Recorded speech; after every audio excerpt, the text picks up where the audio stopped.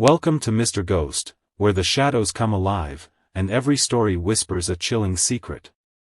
Here, we dive into the unknown, the eerie, and the unsettling, bringing you tales of haunted souls, restless spirits, and the mysteries that linger beyond the veil of the living.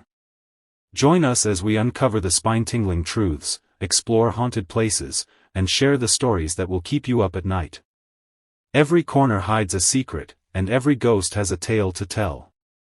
Are you brave enough to face your fears? Subscribe now, if you dare, and step into the world of Mr. Ghost. The haunt begins here. The Lusty Ghost. Chapter 1, A New Beginning. Emily was in search of peace, a place to escape the chaos of her life.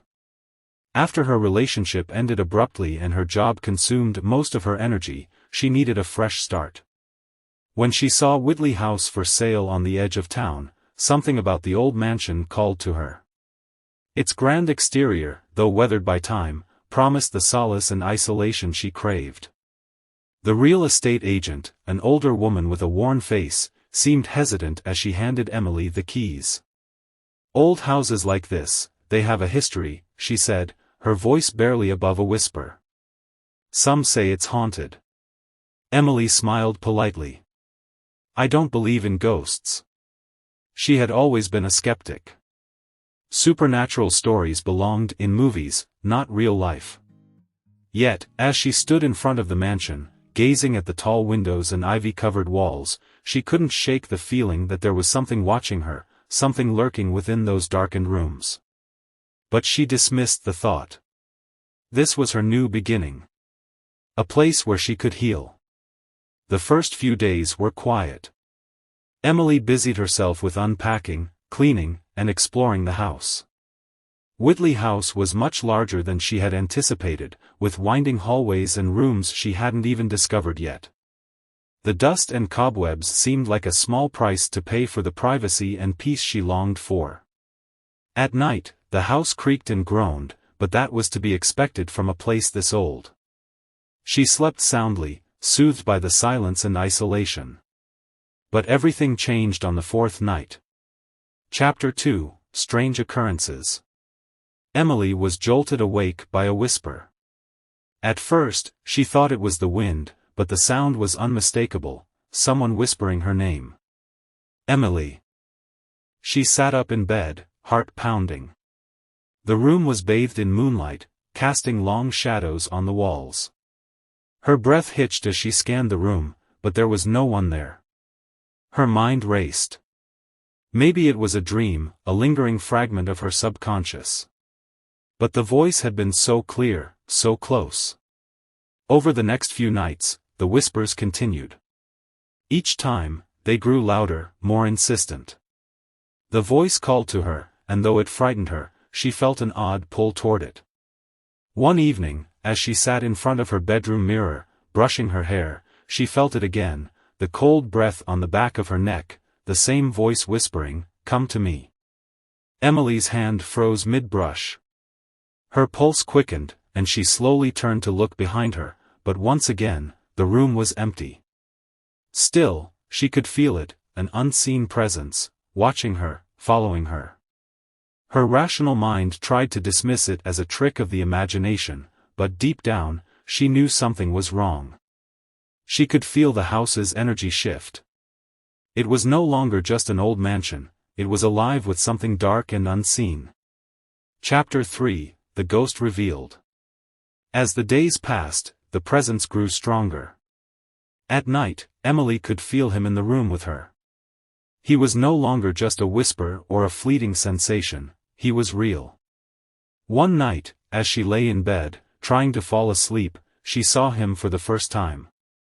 A shadow at the foot of her bed, tall and dark, watching her. She sat up, her heart racing, but the figure didn't move. "Who are you?" she whispered into the darkness. The figure took a step closer, the shadows shifting around him. He was a man, or at least, he had been. His features were obscured by the darkness, but his presence was unmistakable, solid, powerful, and overwhelmingly malevolent. "You know who I am," he said, his voice a deep, seductive whisper. She shook her head, her mind racing. This couldn't be happening. Ghosts weren't real. This was a dream, or perhaps she was losing her mind. But the figure remained, watching her with those dark, unreadable eyes. "I've been waiting for you," he said softly, his voice laced with a hunger that made her skin crawl. Emily didn't know what to say. She wanted to scream, to run, but her body wouldn't move. Something about his presence held her captive, as if she were under a spell. "Who are you?" she asked again, her voice barely above a whisper. The figure smiled, a slow, chilling smile that sent shivers down her spine. "You belong to me now," he said, and with that, he vanished, leaving her alone in the dark. Chapter 4: Unraveling the Mystery. The next morning, Emily was determined to understand what was happening. She wasn't crazy, something was haunting her, and she needed to know why. She spent hours researching the history of Whitley House, digging through old town records and archives. What she found chilled her to the bone. Julian Whitley, the original owner of the mansion, had been a man of wealth and power in the late 1800s. Known for his charm and good looks, he had thrown lavish parties, attracting guests from all over the region. But beneath his charming exterior, Julian had a dark secret. Several women who had visited Whitley House had mysteriously disappeared. Rumors spread that Julian was involved in the occult, performing dark rituals to bind women to him, both in life and in death. The town eventually turned on him, and Whitley House was set ablaze. Julian was presumed dead, but his body was never found. Emily's hands trembled as she read the old newspaper clippings. Julian Whitley wasn't just a ghost, he was something far worse. He was a man who had used his power and influence to control women in life, and now he was doing the same in death. She realized, with growing horror, that she was his latest target. Chapter 5: A Dangerous Obsession. That night, the whispers returned, more forceful than ever. Julian appeared at the foot of her bed, his dark eyes locked on hers. "You can't run from me," he said, his voice low and dangerous. "You belong to me, Emily. You always have." Emily felt a wave of fear wash over her, but beneath the fear, there was something else, something darker. A part of her was drawn to Julian, despite everything she knew about him. His presence, though terrifying, had a strange, seductive power over her. Each night, he came to her, watching her, whispering to her, pulling her deeper into his world. She tried to resist, but it was no use. Julian's power was too strong. He didn't just want to haunt her, he wanted to possess her, body and soul. Chapter 6: A Deadly Seduction. The nights grew darker, the air in the house heavier. Julian's presence filled every corner, every shadow. Emily could feel him with her at all times, even during the day. One night, she couldn't resist any longer. Julian's voice, his presence, his very essence overwhelmed her, pulling her into his embrace. His touch was cold, but it ignited a fire deep within her. "I've been waiting for this moment," Julian whispered, his breath icy against her skin. "You and I are bound together, Emily. There's no escaping it." Emily closed her eyes, surrendering to the dark force that had taken over her life. She didn't care anymore. Julian was no longer just a ghost, he was her obsession, her desire, her tormentor. And she was his. Chapter 7: Breaking the Spell. But as the days passed, Emily began to realize the true cost of her connection to Julian. His presence was draining her, weakening her, consuming her from the inside out. She knew that if she didn't find a way to break free, she would be lost to him forever. Determined to fight back, Emily delved deeper into the house's history, searching for a way to banish Julian once and for all. She discovered an old locket, hidden in the attic, said to contain the key to breaking the spell that bound Julian to the house. That night, as Julian appeared once more, Emily held the locket in her trembling hand. She felt his cold breath on her neck as he leaned in, whispering her name. But this time, she didn't give in. "I'm not yours," she said, her voice shaking but resolute. Julian's eyes darkened with fury. "You are mine, Emily. You always will be." With a swift motion, Emily smashed the locket against the floor. A bright light filled the room, and Julian let out a terrible scream, his form flickering and fading as the spell was broken. Emily collapsed to the floor, her body trembling, but she knew it was over.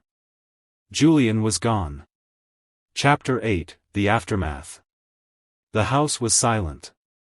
The oppressive weight that had hung in the air was lifted, and for the first time in weeks, Emily felt truly alone. But it was a good kind of alone. She was free. As she stood in the doorway, looking out at the garden, she couldn't help but wonder if Julian was truly gone. His presence had been so strong, so real. But deep down, she knew the truth. Julian had been defeated, and Whitley House was hers once again. Yet, as Emily walked through the rooms of Whitley House, the sense of relief was tinged with an unsettling feeling. Even though Julian had been banished, his influence lingered.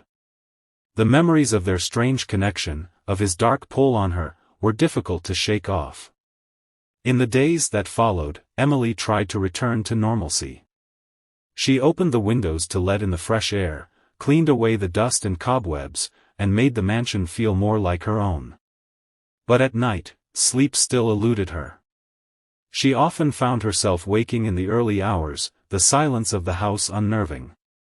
She couldn't tell if it was her imagination or something more, but occasionally she thought she heard faint whispers, a distant echo of Julian's voice calling her name. It was soft, barely audible, but enough to keep her on edge. Every creak of the floorboards made her heart race, and the wind howling through the trees outside sounded too much like his whispers. Emily tried to convince herself that it was all in her head, the remnants of trauma from her terrifying experience. After all, how could anyone walk away from such a dark chapter of their life without some scars? One night, determined to confront her fears, she made a decision. She would no longer cower in the shadows of the mansion's dark past. She lit candles throughout the house, their flickering light casting a warm glow on the old walls. She decided to spend the night in the parlor, the very room where Julian had first appeared to her, daring the ghost of her fears to resurface. Hours passed, and the night was quiet. Emily felt a strange sense of closure begin to settle in her chest.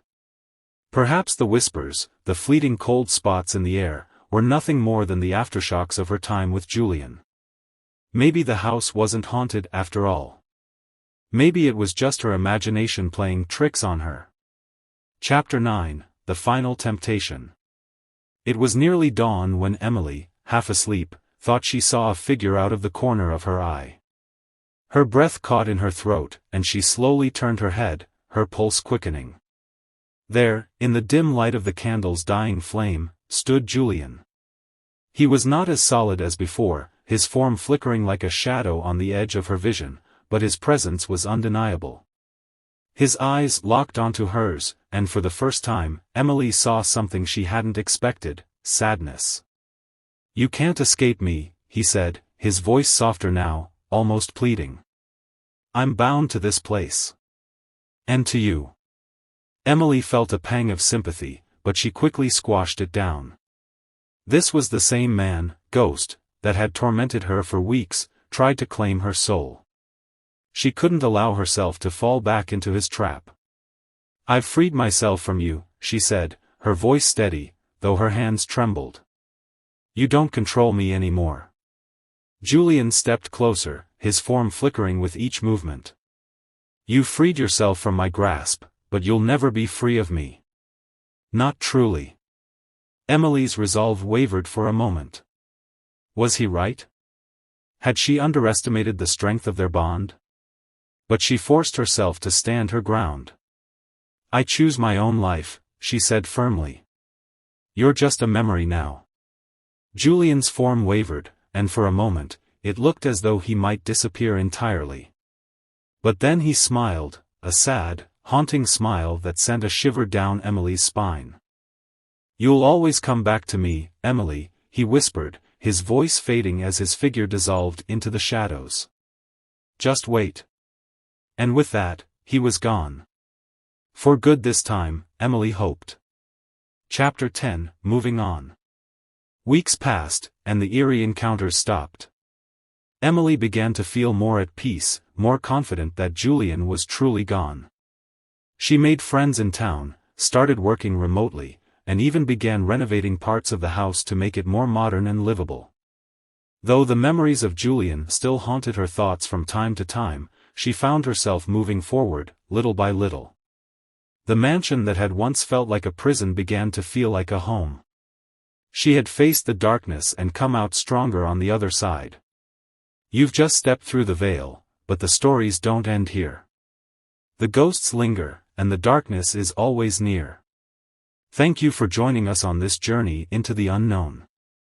If you're still craving more tales of the haunted and mysterious, don't forget to subscribe to Mr. Ghost, where the haunt never truly ends. Until next time, stay curious, stay cautious, and remember, not every shadow is empty.